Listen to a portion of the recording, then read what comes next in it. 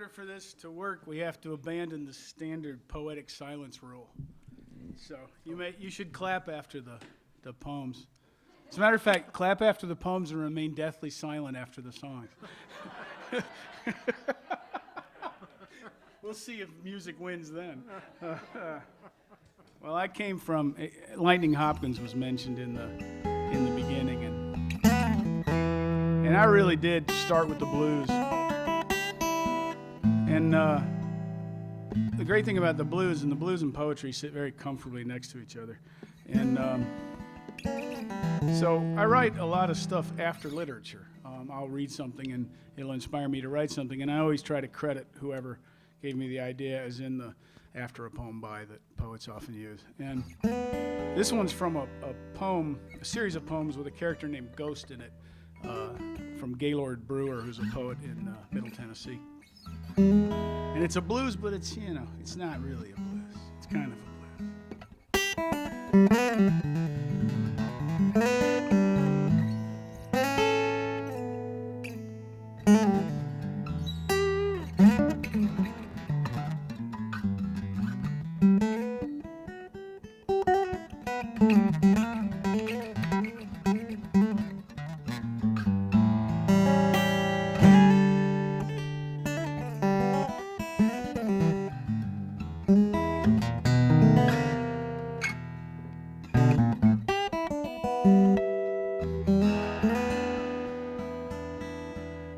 She said, I don't know you like I used to know you. Something's changing these days. She said, I almost hate to say it, I liked you better the old way.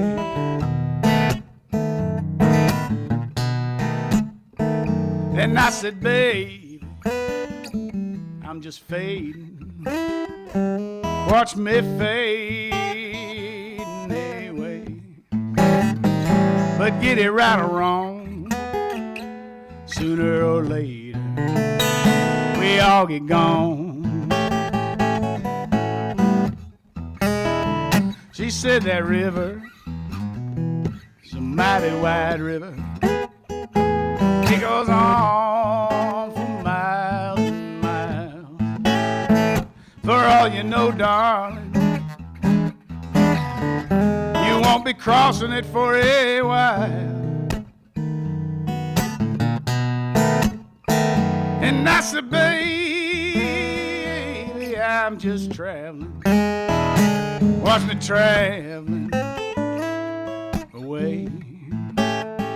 But get it right or wrong, sooner or later, we all get gone.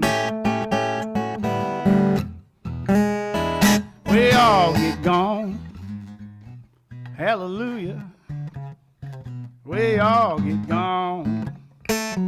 Amen. Well, sooner or later, right or wrong, we all get gone.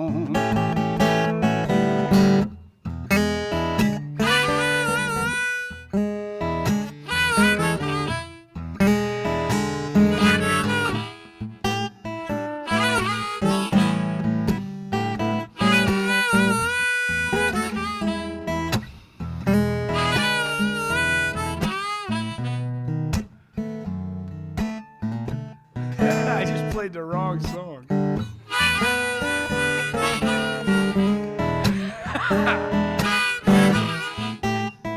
Setlist be damned.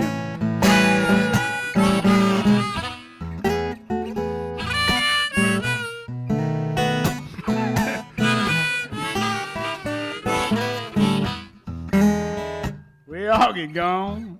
See you think on your feet now, buddy. Hallelujah. We all get gone. Amen. Sooner or later, right or wrong, you played a wrong song.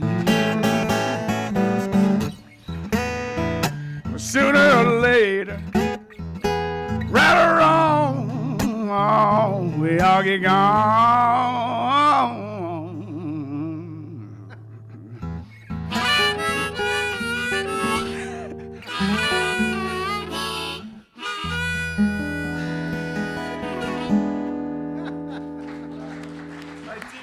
apologies.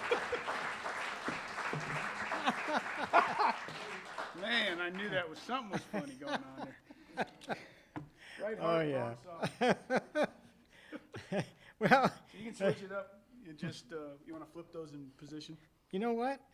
You didn't play what was supposed to come next. That's No what I just wonder you said. forgot it. That's what I just said. Yeah.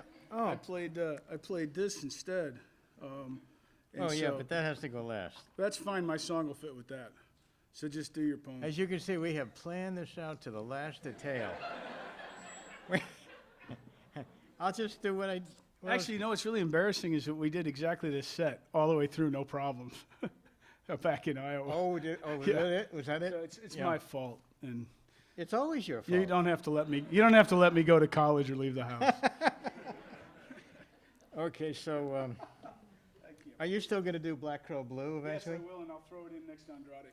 Okay, All right. okay, that'll work. Okay. Okay, so we're going to pretend these go together. And so I have written these, what are known as dead man poems. You don't have to feel morose, the dead man's alive and dead at the same time. There's an old Zen admonition that says, live as if you were already dead. In other words, take part in everything, participate fully, but have a long view too. The poems are a little odd. For those of you who write poetry, you might want to know. They come at you in two parts, two title parts, although the title of the second part is very much like the title of the first part. The other odd thing for poetry, perhaps, is that every line is a sentence. Every poetic line is a full sentence. It ends with a period, a question mark, or in a couple of cases, an ellipsis. There are no what free verse poets call, all poets call enjambments, where a sentence runs over a line. No such thing. But the sentence is extremely elastic, so it might be very short, it might be so long it has to double up or triple up. There are some other odd things about them, but this is one that isn't in any of the books, and it's about Van Gogh. So the title says The Book of the Dead Man, and then in parentheses, Van Gogh. And then there's the epigraph that they all have, live as if you were already dead, Zen admonition. And in this case, it has a second epigraph from a letter that Vincent wrote to his brother Theo, and he said, my step is unsteady. So here's the first part about the dead man and Van Gogh. The dead man lives with a shell of Van Gogh's ear and a nautilus brought in by the tide. He wrinkles the skin of his hand until he can see in it the black indecency of crows in Vincent's wheat field. He sees the self-portrait stare that shook the artist's will to live. If the canvas were not a window, if the paints were not blood, if the frame were not a prison, then one could put it aside. The dead man's easel triangulates eye and heart to a pinpoint on the horizon. Van Gogh's workman's boots, his oversized sunflowers, these swallow the dead man looking. His mulberry tree pounds its chest, just try to walk past. His pink roses shout, his wheat stacks give birth, his thatched cottages tremble, his crabs dance. His bedroom in Arles remains askew, his still lives are everything but. Every stroke a thrust. And part two is just called More About the Dead Man and Van Gogh. Vincent's crows are not crows, but crows stuck to thick air. A chair Vincent paints is not a chair, but a Van Gogh chair. There is a sky, there is earth, there is toil in the wrinkled sunlight. Somewhere a sea, and sometimes light.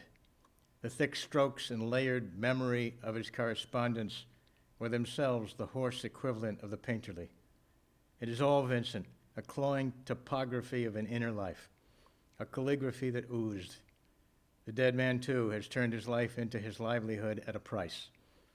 It is more to have swallowed absinthe and digitalis, to be hypergraphical and sun-beaten, and to know the margins of bipolarity.